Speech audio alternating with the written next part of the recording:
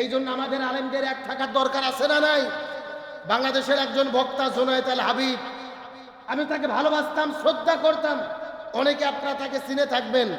মাহফিলগুলোতে, সমাবেশগুলোতে হাতে লাঠি নিয়ে দাঁড়িয়ে থেকে হুঙ্কার দিয়ে বক্তব্য দেয়।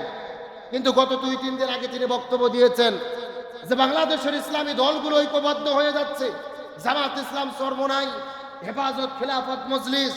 তিনি বলতেছেন বিএনপিকে বাদ দিয়ে ইসলামের নামে যারা ইসলামী ঐক্য জোট করতেছে এরা হলো দেশের দালাল, এরা হলো ভারতের দালাল।